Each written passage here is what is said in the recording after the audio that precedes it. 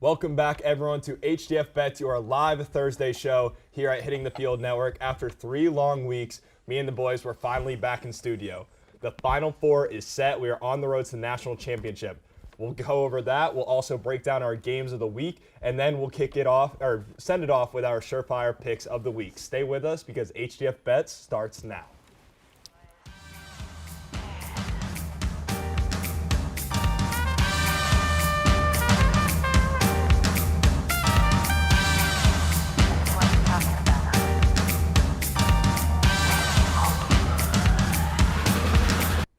We are back. Your HTF Bets hosts are here. As always, Tyler Cairn. Joining me, as always, Riley Shepard, and also Johan Blanco, who I've tried to get kicked off the show a couple of times, but he's too cute. You know, he's just a little teddy bear up here, and he knows some knowledge, but not as much knowledge as our guest today, Grant Wheeler, one of the other college basketball experts here. Grant, how's your bracket looking so far? It's actually looking pretty good. 3 of my 4 Final Four teams are in. The only team to not make it was Baylor.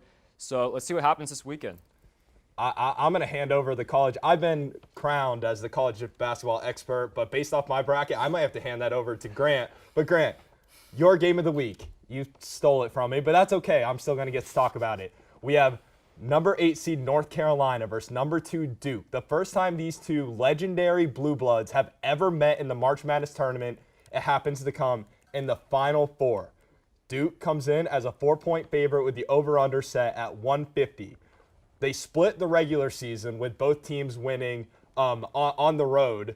What do you see in this matchup in this neutral location? What I see is from Carolina's side, Armando Bacot. If he can dominate the glass, it's going to be tough for Duke to come out of this one. But I feel like Duke, they're so relentless. I mean, they have great shooters all around. Paolo Banchero has been absolutely phenomenal this tournament. And I know Carolina also has shooters as well. Caleb Love, he can shoot it from like beyond NBA range. But I think Duke, it's going to be a close game. High scoring game, probably in the 70s. I say 77, 73, but it's going to be tight all the way through, and I think Duke will do just enough offensively, I think, around the perimeter to beat Carolina. Yeah, I think Carolina they've been surprised. They've surprised a lot of people as the number 8 seed, and I like how you mentioned Armando Bacot. Obviously, he's been a consistent 15 and 15. He's matching kind of Oscar Tshiebwe's play throughout the season. Yeah. Caleb Love is a name. Don't forget, Caleb Love coming in, he was a top 10 recruit coming out of high school, I think, or top 15. He was a projected lottery pick before the season last year. He had a little bit of a down season, and it kind of carried over to this season. And it was points where he was out of the first round completely. We are now seeing the Caleb Love that we know can play. Riley, what do you think about this? Do you see this game going over or under? See, I'm taking Duke. I don't think it's going to be over, but like Grant said, Armando Bacot is going to be the X factor. Duke has to box him out, especially those long rebounds. UNC likes to shoot the basketball, and Duke doesn't. They only shot the 3-ball 10 times in the Elite 8, and UNC shot it 30 times. Those long rebounds, Duke has to box him out. If he doesn't, this is going to be a long game, and I think UNC could take this, but Duke has been doing a great job of dominating the paint. 52% of their points have came within 5 feet of the basket. If they can get inside like they have been thus far, I could see Duke going to the finals. So, I think you mentioned the X factors. I think the X factor for North Carolina is Caleb Love. In the first matchup, 3 for 10 with only 8 points. In the second matchup, he only shot 4 from 17, but he is 12 for 12 from the free throw line, had over 20 points. And then for Duke, it's AJ Griffin. Yeah. He had 27 in that first matchup. I said on this show that Leaky Black has to control A.J. Griffin and control his 3-point success. In the first game, they didn't. In the second game, A.J. Griffin only had 5 points.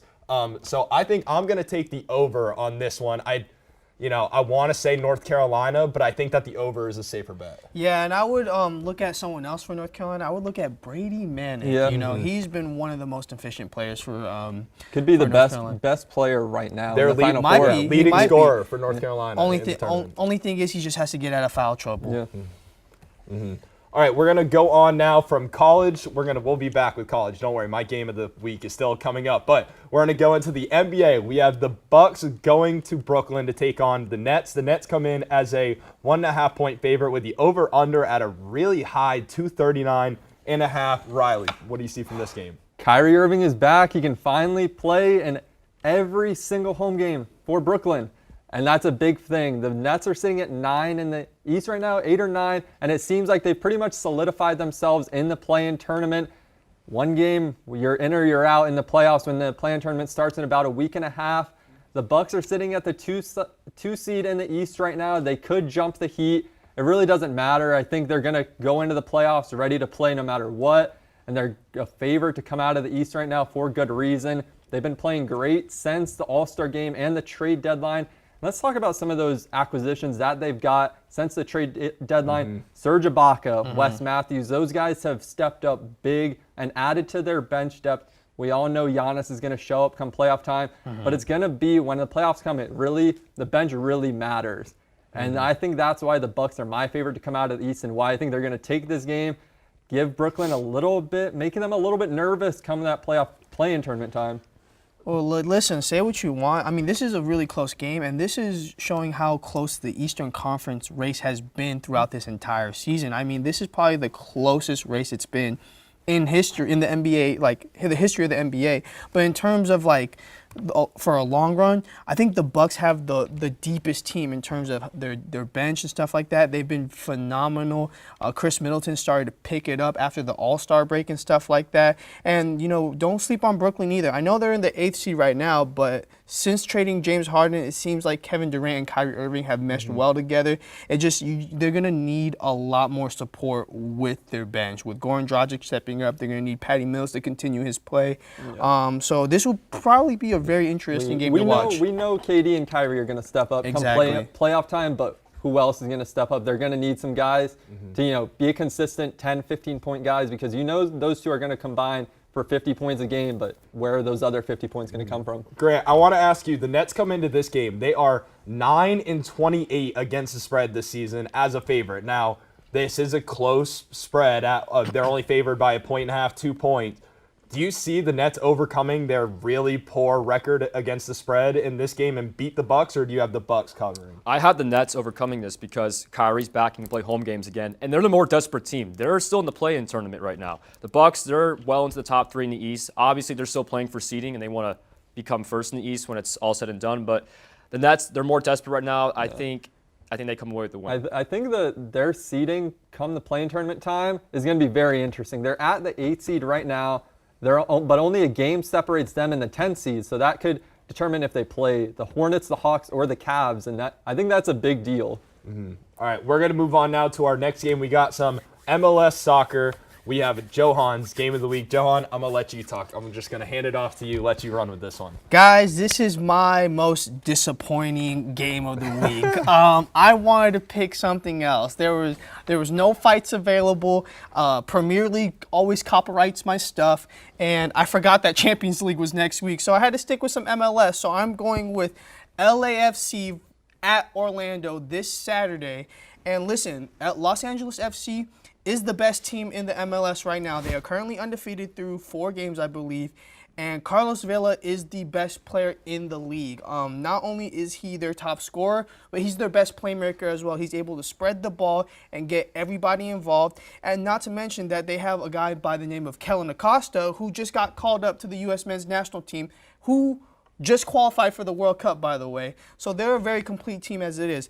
But Orlando City, they're also making big strides. They're 4th in the Eastern Conference right now. And it's interesting because they just got rid of a lot of their top players in Chris Mueller, Nani, and Daryl Dike. But yet they found their identity with some new blood, including Alessandro Pato and Facundo Torres, who's been a very prominent figure in their season so far. But watch out for Junior Urso because he's been their top scorer so far. And this should be a very interesting game. What Orlando City has to do is kind of stop their Los Angeles front 3 because they're very dangerous and they push the pace very well. But overall, this should be an interesting game. And if Orlando City is able to give LAFC their first loss, they can jump them into the top 2. All right, we're going to go on now. There's all the information from our MLS expert, Johan there. We're going to go back over into college basketball now because we have one more Final Four game to talk about. That's number 2 Villanova taking on number 1 Kansas. the other side of the Blue Bloods in the Final Four. 4 Blue Blood teams. I love to see it. I don't like to see no St. Peter's in my Final Four. Thank so, the Lord. 4 Blue Blood teams. We got Villanova and Kansas. Kansas comes in at a 4.5-point favorite with the over-under set at 133. I think the biggest storyline in this game is no Justin Moore for Villanova. He recently had to go into Achilles surgery after the last game. He'll be out for the rest of the Wildcats run in the tournament. So I think that is going to be a major factor. The bet I'm going to take from this game is under on the first half over-under. Whatever that line is going to be, I'm going to take the under. I think the nerves are going to be high in a Final Four setting. Villanova, Justin Moore provided a lot of offense for them. He is one of their more consistent offensive threats. He averaged 15 in the regular season. Yeah. So that's where I see him. They're going to need to figure out their tempo, which is already really slow, and their offensive efficiency. And Kansas has been playing well both offensively and defensively. Remy Martin has probably been the biggest surprise. If you are not a die-hard college basketball fan, you may not remember the Arizona State Remy Martin from the last couple of seasons. He was averaging 20 points a game. He was a hooper. He was a straight bucket, the most efficient scorer they had. And this season, he's been battling injuries. He's been the transfer that is the key to Kansas, I think, in this tournament run. 17 points per game. He's making up for O'Shea Abaji's little bit of a drought. He's only averaging 13, 14 in the tournament. Right. In this Kansas team, I think they rebound very well consistently. David McCormick is their big man. He's found success scoring the ball. He had 15 in their last game versus Miami. Rebounding, he's a little soft. And that's where I think the rest of the team really fills out rebounding, so I don't think Villanova has much of an advantage over them anywhere except for experience. It's an experienced Villanova team. No, that's what I was going to say. This Kansas team, they were down 6-7 at one point against Miami last week. They can't do that against this Villanova team. They're way too experienced. They're way too well coached. But I'm glad you brought up Remy Martin because he has came alive since March. I know there was a period of time where he was only getting about 8-10 minutes a game with those injuries, like you talked about. That knee injury was nagging. It still could be nagging him, but he's kind of just put that aside. If Kansas is going to pull this away, they have to rebound the basketball, like you said. They have to stop Colin Gillespie and Jermaine Samuels. That experience, like you said, they're both 23 years old. This is a very experienced team, but I still have Kansas winning. Grant, I want your opinion really quick. Who do you have on the spread? I already kind of said something about the over-under and the tempo. Who do you have in the spread here? Do you like Kansas by 4.5? I do like Kansas by 4.5 because Villanova is facing 2 disadvantages. One, Justin Moore is out. They're down their second best guard. And they're not that big inside. Kansas, they have a lot of trees in that paint. That's why they're very good at, inside defense, interior defense, and all that. Villanova, though, it wouldn't shock me, though, if they do come through because Jay Wright and that experience, again. Yeah. They always seem to come through in the biggest moments. But no, I'm going to go with Kansas here because, again, the loss of Justin Moore and the lack of size inside may do Villanova in. Yeah, Jay Wright is one of the most experienced coaches and one of the best coaches when it comes to March Madness. That's all the time that we have for Segment 1. Segment 2, we're sticking with the Final Four. We're going to break it down a little bit more, so stay with us. We'll be right back with our most outstanding players and who we have in the odds to win the national championship. Coming back! We're going to need to go away! Welcome to the HTF Hot Wings Challenge. One of you guys actually do hot sauce like regularly? No. No. It's like the least black thing I do. Oh, wow, okay. I say Johnny goes first on this one. I agree. The Buccaneers are going to play the Washington football team today. That can't happen. It'll happen. I'm terrified. No, I really hate it. No. Yes. No. Yes. No. Yes. No. You're wrong. If it wasn't for Kanye jumping up on stage and doing that, I'm going to let you finish, but no one would know Taylor Swift. Nitro's dump truck. And if you don't know what I'm talking about, Why is Nitro thick? I don't know how many squats I need to do to get up like something like that, but I will do it. Oh! Oh my God! Baseball, obvious reasons. Babe Ruth, if you want to go currently. I feel like that's just like a thing. he jumped off the wall to catch the home run. We made it through all the way to the end. Thank you for joining us. I'm never doing this again. It was rough. Welcome back. We're going to dive in and give you a little bit of detail about these Final Four teams. All 4 of these teams, like I said in segment 1, these are all blue blood teams. They have some of the best and most historical coaches in college basketball that we have today. We have Coach K in his final season. a little bit of a surprise to me making it to the Final Four. We're going to go into their, their odds to win the national championship. Excuse me. So coming into the tournament, Duke was the heaviest favorite of the four with 12-1 odds. Kansas 14-1, Villanova 20-1, and the 8 seed Carolina Tar Heels 125-1. Now those odds have gotten a little bit tighter with 4 teams remaining. Duke comes in at the favorite at plus 160, Kansas at plus 180, Villanova at plus 475, and Carolina still the underdog at plus 500. Johan, who do you have? What odds do you like to win the national championship? Well, listen, man, I'm telling you right now. Here we go. I've been a hater of North Carolina for the entire season, and they've been impressive this entire tournament. Yeah, they have. That being said, I am gonna go with the Duke Blue Devils. I am such a big fan of Coach K, and I need him to have this fairy tale ending. And I do think that, they lost to North Carolina in their last outing, which was very embarrassing. And I don't think they want to have that happen again. Although North Carolina is having a phenomenal run with great play from Armando Bacot and Caleb Love and Brady Manning, I think that Paolo Banchero is still the best player in the tournament. And I think that this team is destined to win a national championship. I don't know. I don't want to jinx it, but I just really want Coach K to win that national championship. And I know what you're saying, but he's been the best player. He is the best player in this tournament so far. Paolo Banchero is the most impressive physical body and athleticism wise.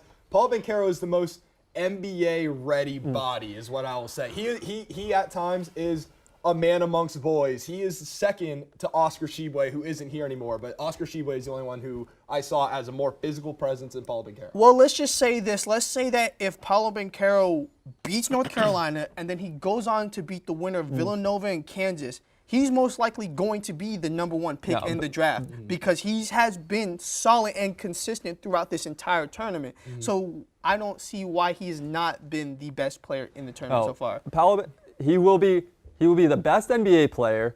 They're the best coach team. Kansas is going to win it all. Kansas, this is one of the more experienced teams Bill Self has had in his tenure at Kansas. David McCormick, Remy Martin, they're all seniors. Kansas is going to win. Remy Martin has came alive, and I think just that story, I think it would be a fairy tale ending if Duke won, but Kansas is just so loaded all around. Remy Martin, David McCormick, all those guys are just going to come together. They all have a chip on their shoulders. They've kind of been, behind Duke, with a lot of people's predictions. I think Kansas, if they beat Villanova, they're going to beat Duke. Okay, Grant, my other college basketball expert here. These two just like to talk, but I care about your opinion more.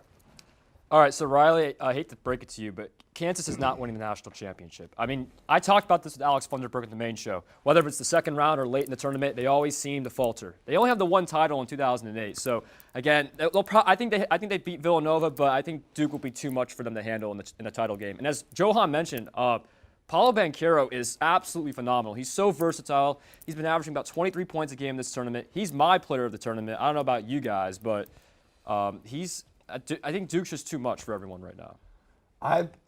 Excuse me, I have some going in my throat, but It's that North Carolina phlegm. it might be that North Carolina phlegm, but that baby blue, that is such a pretty color, can't you say, John? But anyway, so it's such an interesting group here because there are so many things that make up a team that can make a run to March Madness. Experience in the tournament and with each other, pure raw talent, momentum. You have all of that here in these Blue Bloods. If you like the team with the momentum, Carolina is the hottest team right now. I would say no one expected they're the biggest Cinderella at this point. They're an 8 seed versus a 1 seed and two seeds. So Carolina, I think, has the most momentum. I think Duke has the most talent, just raw athleticism and talent. I think you go with Duke there. Villanova has the most experience together. Pretty much all of their core, and they're only going to play about 6-7 guys in these next 2 games, this next game if they make it to the championship. They're going to play about 7 guys. All those guys have been there with each other for at least 2 years. But I'm going to go with Carolina. I'm going to take those plus 500 odds. I'm going to stick with the Tar Heels. Listen, if there was a team Kansas is the deepest team, I think, of the 4 left. They're not that deep. They still play about 7 to 8 guys. We've seen Carolina down the stretch where they've seen success. Their 5 starters are getting 37 minutes. Then they throw a couple to the bench, to Puff Johnson, to Styles, their freshman. So if there was a deeper team and a more consistent team, I wouldn't pick Carolina. But Carolina, I think they have the most momentum. They're the hottest team on offense in the country. Brady Manning has really stepped up, and I think that they're the most complete team, which leads on to our most outstanding player. I'm going in this one with, I think it's going to be, it's either Brady Manning or Armando Bacot. I think I'm going to go with Bacot, just based on his 16 points, 15 I will rebounds. say, if UNC wins it all, Armando Bacot will win Most Valuable Player because of what he's been able to do on the offensive glass and just rebounding in general. He had 8 in the Elite 8, and they had 14 second chance points. If you can create that many second opportunities for your team, you're not going to lose very many games, and he's been doing just that. So who would you have to pick for your most outstanding player? Right now, I would say Ochai Agbaji. Excuse me. Agbaji? No. Okay, he's the Paulo second highest Banchero. at plus 450.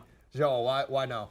No, I think that it's between 2 people. I think it's between Armando Bacot and Paulo Banchero. I think Armando Bacot is probably ahead of everybody else in the race just because, one, he's played a phenomenal, and I think he's the only player in the tournament who had 20 and 20 in a game, and that was his last game in the Elite Eight against St. Peter's, which I'm so happy about because who likes St. Peter's?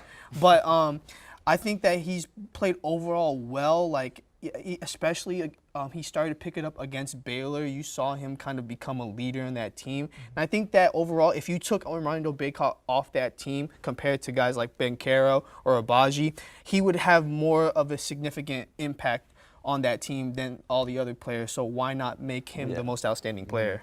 Grant, who do you have for your most outstanding player? Well, I just mentioned it earlier. It's Paulo Banchero. All right, you had Banchero. He comes in at the favorite at a plus 300. So obviously the most outstanding player, they kind of have to win the championship. Right. You don't see any other Duke players kind of making a run for Banchero. Not Mark Williams, who's had a really good season, really stepped in to fill that big man defensive presence role. You don't see him or maybe one of the guards going for 30, 40 to catch him. Well, it's really just because, Banchero's play has been super impactful for the Blue Devils. Anytime he's on the court, it seems like the momentum shifts in their favor, especially even when they start struggling against teams. He just somehow is able to pick it up towards the end of the second half. So I think that's why you have to put him above every other Blue Devil. Most of Duke's success runs through Banchero.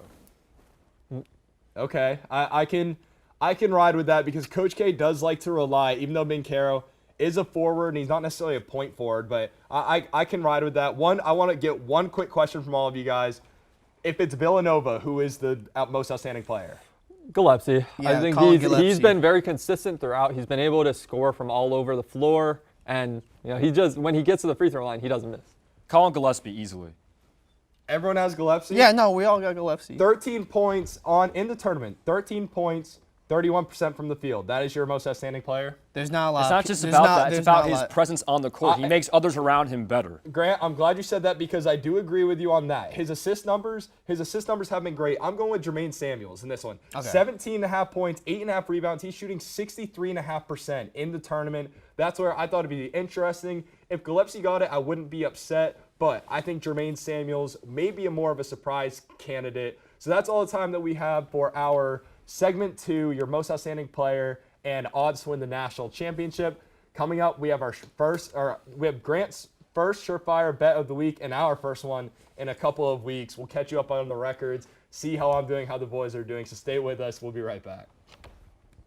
Cowboys versus Giants. Why? I didn't know. Because I am a New York Giants fan, and I want my first pick of the week to be my team. I see an upset for the New York Giants this Sunday. Bet your entire savings, and I'm telling you right now, they're gonna win. I don't care what you say. It's gonna happen.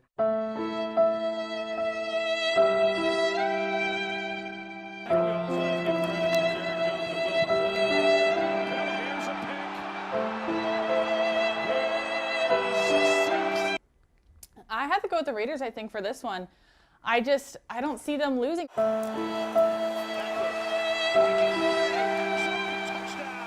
Welcome back. It is now time for our primetime picks of the week, the best segment. I'm currently doing awful, standing at 16-10, Oklahoma State and Texas. I'm going Texas 35-27.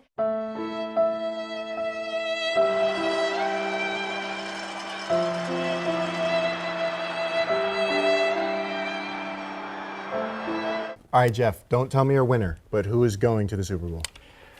The New England Patriots Oh my God. and the Tampa Bay Buccaneers. God. The Oh NFL is gonna God. the NFL is gonna make it happen.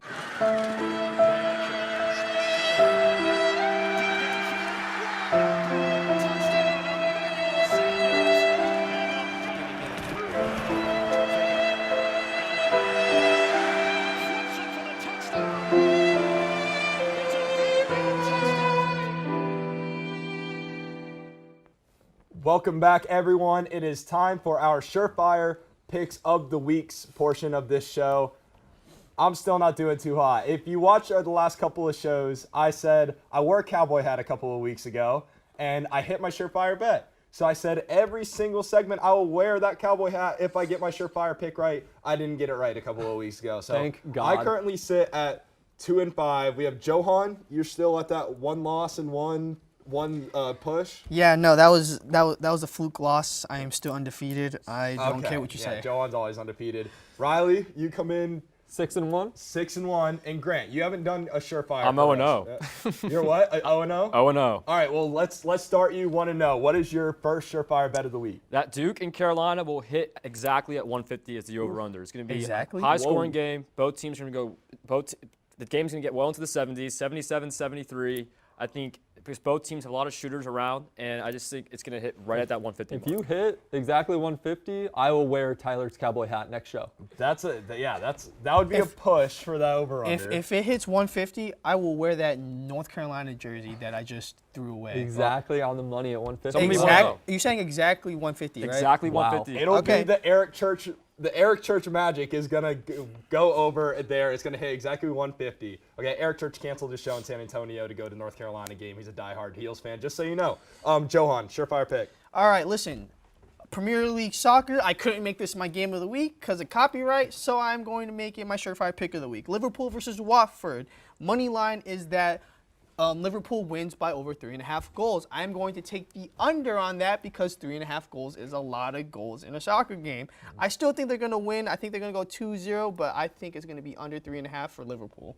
We have Bulls Clippers tonight. I'm taking the Clippers money line. Paul George is back. The Clippers might have the AC locked up, but they still have a lot to play for. They have 6 games left in the season.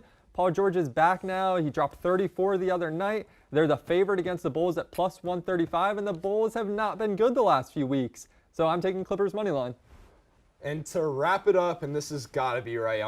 This will be my last college basketball Surefire bet ever, because this is it after the semester. So right. I'm finishing off with a win. I mentioned it earlier. Kansas versus Villanova. I'm going under 66.5 first half points combined. Okay, I'm going with that. The nerves are going to be there on both sides. The offense for Villanova is already going to be shaky with the absence of Justin Moore. The senior transfer guard, Caleb Williams, will come in to take his place.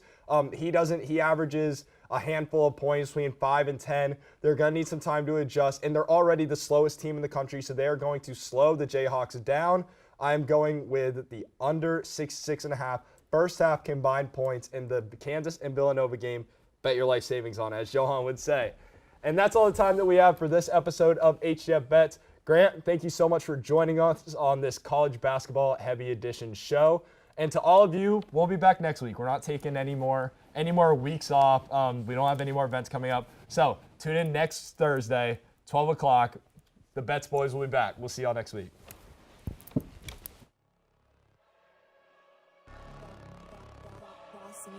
Things gon' change when I really hit the field. Undefeated chance, man, you know what's the deal. Tryna find a kid, I'm in the field doing drills.